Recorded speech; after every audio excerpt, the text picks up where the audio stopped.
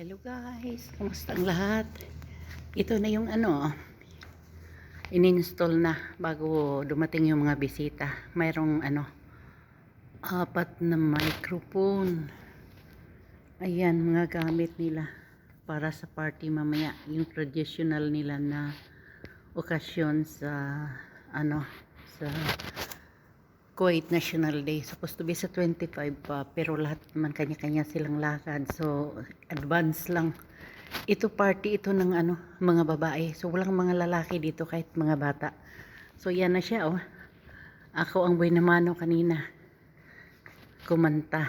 Yan, yung mga boxes. Yan siya. Mamaya pa yun siya darating, pero nandito ako. Ito yung trabaho ko kahapon, guys. Ayan, kapagod. Grabe. Ayan. Ayan, kalaki nito.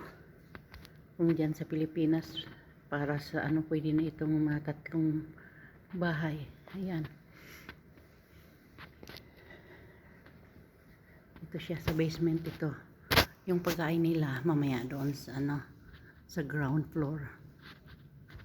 Ito yung nila. Traditional daw nila na mga babasahin.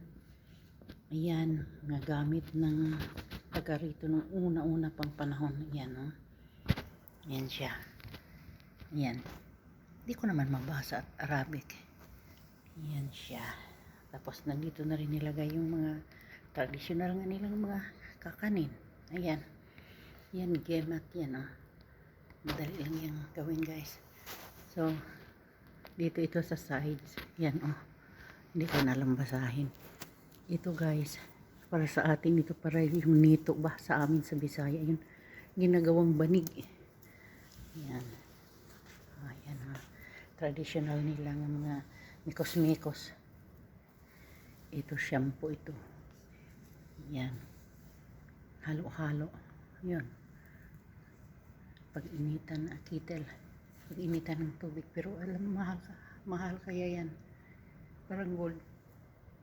Yan. Ito lahat. Pati bato. Yan o, limestone yan. Ito, bato nila dito. Yan o. Yan, yung kuwan ito. Para lang ng white cement.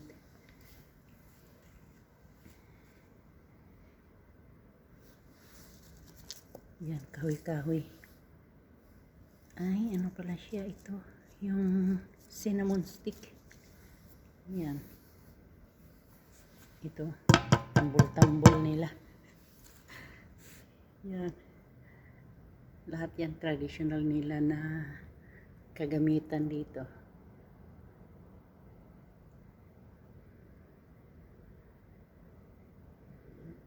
Yan siya. Huh? Para ito mamayang gabi. Hindi ako makalugar mag-video guys kung nandito ng mga bisita kasi bawal, lalo na mga babae. Yan o, mga candies nila dito, mga traditional lahat yan. Yan.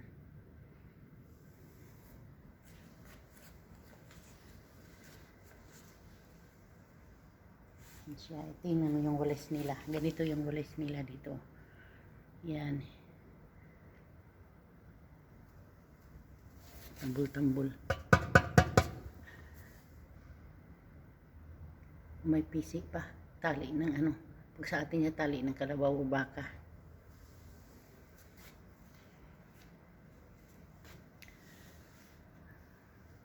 Yan lahat. So, hanggang dito lang guys. Pinakita ko lang sa inyo. Yan.